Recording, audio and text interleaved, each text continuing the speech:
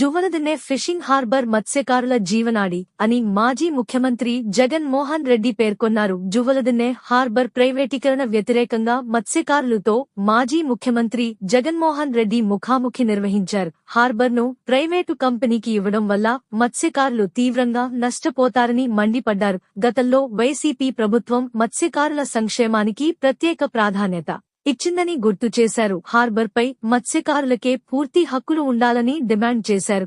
NDA ప్రభుత్వం తీసుకుంటున్న నిర్ణయాలు మత్స్యకారుల భవిష్యత్తును, జీవనోపాధి కోల్పోతుంది విమర్శించారు. మత్స్యకారుల కుటుంబాలు ఉపాధి కోల్పోయే పరిస్థితి వస్తే సహించబోమని హెచ్చరించారు. ప్రభుత్వం వెంటనే ఈ నిర్ణయాన్ని వెనక్కి తీసుకోవాలని, లేకపోతే చంద్రబాబుకి గట్టిగా బుద్ధి చెప్తాము అని తెలిపారు. మీ బిడ్డ ఒక్కడే ఒక వైపున ఉన్నాడు. ఫలాన్ని మంచి చేశాము అని చెప్పుకునేదానికి ఒక్కటంటే ఒక్కటి లేని వాళ్ళంతా కూడా ఈ రోజు ఏకమవుతా ఉన్నారు. మీ ఇంట్లో మంచి జరిగి ఉంటే మీ బిడ్డకు తోడుగా మీరే నిలవండి. మీ బిడ్డకు సైనికులుగా మీరే కదలండి.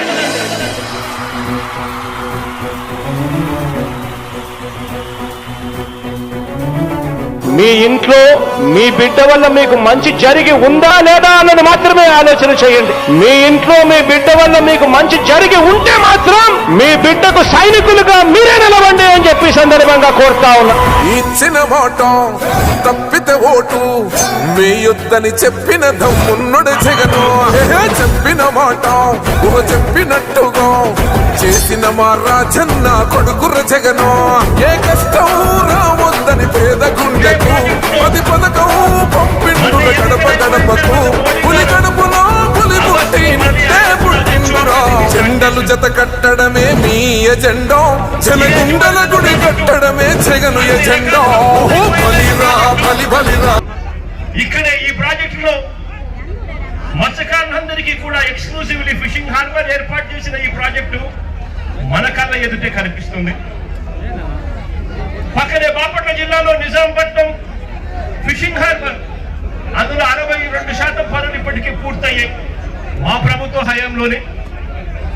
కృష్ణా జిల్లాలోని మచిలీపట్నం హార్బర్ ను అక్కడ దాదాపుగా 57% పనులు పూర్తయ్యాయి మన ప్రభుత్వ హయాంలోనే. కాకినాడ జిల్లా ఉప్పోడలో మరో ఫిషింగ్ హార్బర్ మన ప్రభుత్వ హయాంలోనే 56% పనులు పూర్తయ్యాయి. ఈ 4 ఫిషింగ్ హార్బర్లు యుద్ధ ప్రాతిపదికన అడుగులు వేగంగా ముందుకు పడతా ఉన్న పరిస్థితులు. మరోవైపున ఫేజ్ 2 కింద, రెండో ఫేజ్ కింద శ్రీకాకుళం జిల్లాలో బుడగట్టపాలెం, మంచినీళ్ళపేట ఈ 2 ఫిషింగ్ పోర్ట్లను శ్రీకారం చుట్టాము. అనకాపల్లి జిల్లాలో పూడిమడక కూడా శ్రీకారం చుట్టాము. పశ్చిమ గోదావరి జిల్లాలో బయ్యపు తిప్ప దగ్గర మరో ఫిషింగ్ హార్బర్ కు శ్రీకారం చుట్టాము. బాపట్ల జిల్లాలో వాడరేవుకు మరో ఫిషింగ్ హార్బర్ కు శ్రీకారం చుట్టాము. టెలిఫోనిక్ ఫోన్ సంభాషణలు, కాల్ డేటాలు కూడా ఈ మాదిరిగా అందుబాటులో ఉంటే, ఈ డేటా అంతా కూడా కనిపిస్తా ఉంటే ఒక్కరినన్నా అరెస్ట్ చేశారని అడుగుతా ఉన్నాను. అంటే బోట్లోకి సీజ్ చేసి ఎఫ్ఐఆర్ చేసి సీజ్ చేసిన బోట్లను దగ్గరుండి అధికారంలో ఉన్న ఈ పెద్దలే వీళ్ళే దొంగతనం తీసుకొని పోతే వీళ్ళు చేసింది ఏమిటి అని అంటే కేవలం పోలీసులు కొంతమందిని ట్రాన్స్ఫర్ చేసినారు. ఇంతవరకు ఒకరిని అరెస్ట్ చేయలేదు. నేను చంద్రబాబు నాయుడు గారిని గట్టిగా అడుగుతా ఉన్నా, అయ్యా చంద్రబాబు నాయుడు గారు, బంగారం దొరికింది అని చెప్పి పోలీస్ స్టేషన్ లో కేసు పెట్టి పోలీస్ స్టేషన్ లో సీజ్ చేసి ఆ సీజ్ చేసిన ఆ బంగారాన్ని ఎవరైనా దొంగతనం చేసుకొని పోతే మీరు ఇట్లే ఇడిచిపెడతారా అని అడుగుతా ఉన్నారు. అధికారులకు మేలు చేయాల్సిన చోట మేలు చేయకపోగా వారి కడుపు మీద దంతా ఉన్నాడు చంద్రబాబు నాయుడు. ఇక్కడే ఈ ప్రాంతంలోకి ఎవరు కూడా రాకూడదు. ఇది ఆంధ్ర రాష్ట్రానికి సంబంధించిన ఫిషింగ్ ఏరియా. 60గా రూల్స్ ఉన్నాయి. మనం తమిళనాడు లేకపోకూడదు, తమిళనాడు వాళ్ళు మన వైపు మన దగ్గరికి ఇక్కడికి కూడా రాకూడదు.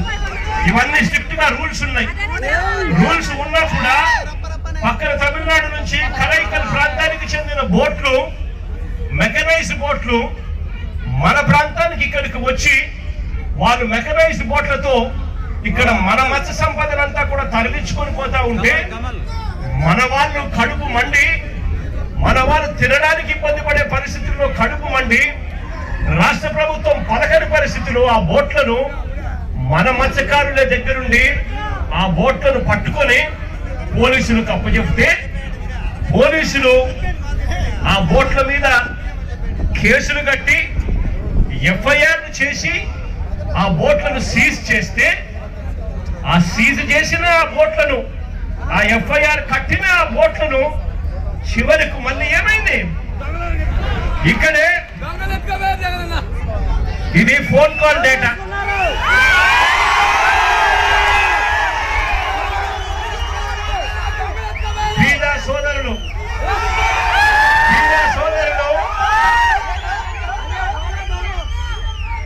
సోదరులు ఆయన అనుచరుడు కొందూరు పోలిశెట్టి,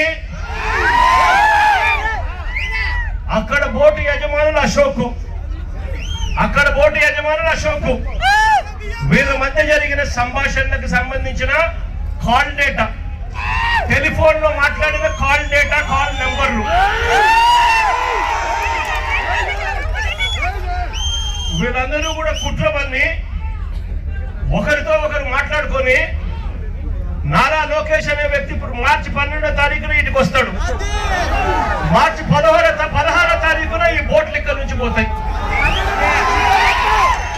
అంటే మత్స్యకారుల మీద కడుపు మీద కొట్టడం కోసం ఏకంగా ఇంతమంది దొంగలు,